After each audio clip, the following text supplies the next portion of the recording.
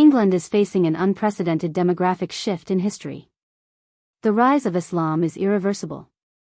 While traditional religions are declining with the percentage of Christians falling below 50% for the first time, the Muslim community has surged by 44% in just a decade, reaching 3.9 million people. The most shocking figure is this. While the average Christian in England is 51 years old, the average Muslim is only 27. The dominance of 1,500 mosques that have sprung up has turned cities like Birmingham into a new Mecca, causing simmering conflicts to erupt into violence.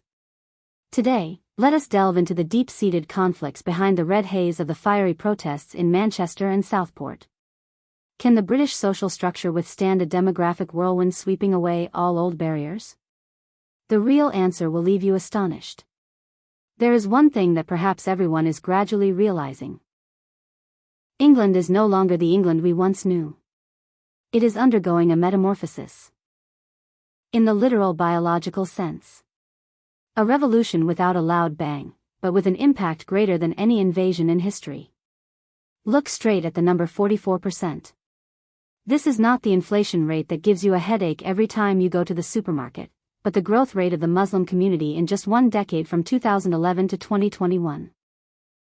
If we consider England as an investment portfolio, Christianity is the stock that has hit the bottom of the chart, while Islam is the hot growth stock that no one in Westminster seems to dare to sell. For the first time in over a millennium, the number of people identifying as Christians has fallen below 50%. That feeling is like waking up and realizing you have suddenly become a guest in the very house where your ancestors have held the title deed for centuries. The most ironic part lies in the number 24. That is the age gap. The average age of Christian followers is 51. The age when they start thinking about retirement and tranquility. Meanwhile, the number for Muslims is 27. The most vigorous age full of enthusiasm to redefine the world. While native Brits are busy calculating the cost of raising a Labrador, Muslim families are quietly building armies of successors with birth rates ranging from 3.1 to 3.9. We used to call them immigrants, but now 50% of Muslims in England were born right here on this land. They no longer hold a round-trip ticket in their hands. They hold British passports and carry in their hearts an unyielding faith from the East. The phrase unstoppable is actually a simple equation. Whoever is younger, more numerous, and more determined wins. The diversity that politicians promise might just be a euphemism for a large-scale demographic replacement that the system has accidentally pressed the start button on but forgotten the pause button. England in 2021 through dry statistics shows that tradition is reduced to mere decimal points. We are witnessing a reality the old England is fading like an overexposed photograph. When a country changes all its cells and blood types so quickly, can the old brain still control the new body? What do you think? Is this an inevitable evolution or a collapse foretold by the numbers? But if the numbers on paper worry you, then wait. Look at the bricks and the buildings where the old souls are being expelled to make way for new rituals we have never imagined. Your tax money from those who have dedicated their lives to this country now resembles a bucket of water poured into a sieve of a welfare system full of holes due to immigration pressure. British workers toil for 40 years to receive a meager pension only to wake up one morning and find that the four-star hotels at the end of the street have become free social housing for those who have just set foot on the shore. The cost of accommodation for refugees is consuming millions of pounds each day. Meanwhile, the NHS, once our pride, is gasping for breath with its long, endless wait. The Muslim community contributes around £25 billion each year to the British economy. A figure that sounds impressive, but let's calm down. Is that number enough to mend the social cracks that are widening day by day? The current British economy is like a party where the old guard brings the food and sets up the tables and chairs, but the newcomers are the guests who casually sit in the VIP seats and demand to be served. The contradiction lies in the fact that despite having Muslim billionaires, 46% of this community still lives in the poorest areas of England. We are facing a double burden. The unemployment rate among Muslims is 6.7%, nearly double the 3.8% rate of the native population. The social welfare system, already weak, now has to bear the burden of a populous faith that is not yet economically self-sufficient. Even though we often honor Muslim doctors in the NHS and they deserve it, we choose to turn a blind eye to the fact that the system is being bled dry by lax border policies. The flow of money that migrant communities earn often does not get reinvested in the UK, but instead flows back to their home countries in the form of remittances like a silent leak in the national financial reservoir. Even when they do business, the rise of the halal economy is creating a closed billion-pound market.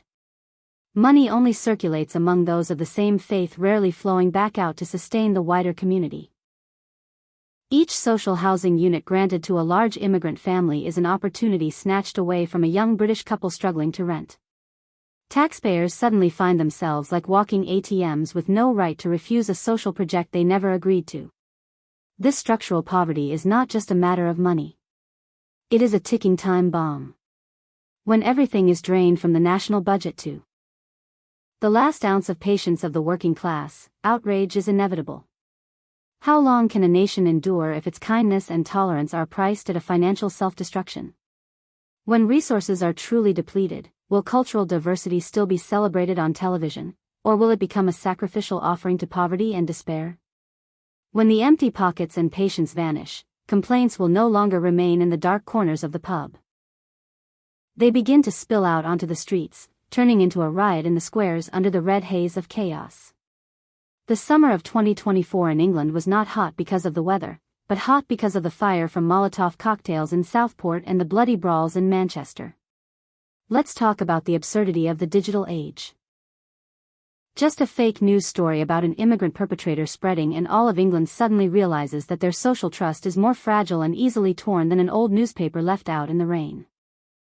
We are living in a country where stability hangs by a thread of social media algorithms. The figure of 1,800 people arrested under Prime Minister Keir Starmer is not a commendable achievement in terms of security.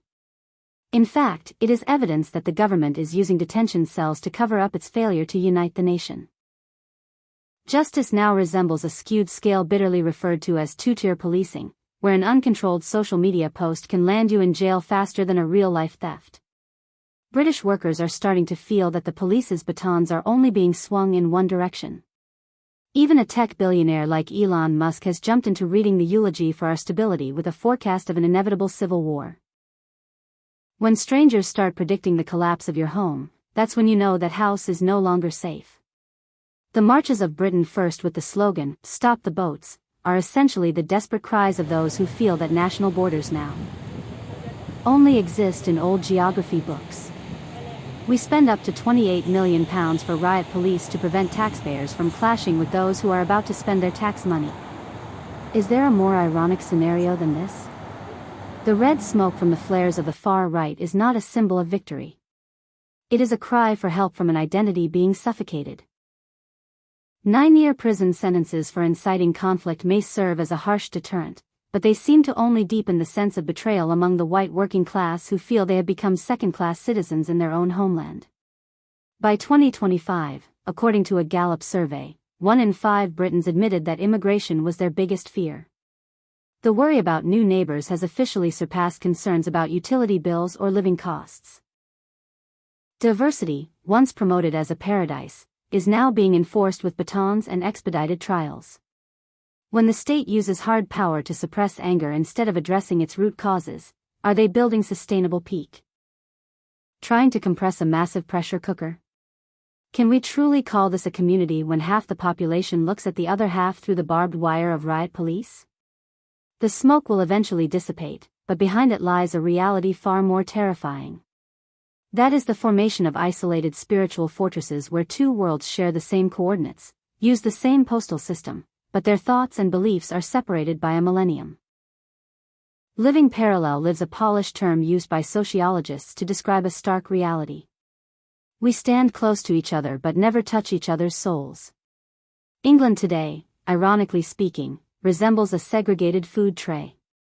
There, traditional fish and chips must absolutely not be tainted by halal source. We share the same postal code, but we don't share the same story. This number will make you stop and reflect. 50% of British people do not have a close friend from a different ethnic background. We are turning ourselves into isolated islands right in the heart of bustling London. Look at Tower Hamlets or Bradford. They are no longer ordinary English neighborhoods but rather resemble consulates of faith. In 2025, 70% of the population believed that the level of immigration was too high. The feeling of becoming a stranger, even in familiar bookstores or supermarkets, is a silent psychological trauma. These cultural islands do not need walls made of bricks and stones. They build walls with language, with closed dietary practices, and with marriages that never step outside the boundaries of faith. Integration perhaps only truly exists on government advertising posters. In reality, it is a simultaneous retreat into distinct fortresses of identity in search of safety. Amidst that silent division, a new power class is rising from these fortresses, turning faith into a sharp political tool. If the map of England were a chessboard, there are now more than 1,500 mosques being placed down like new pieces.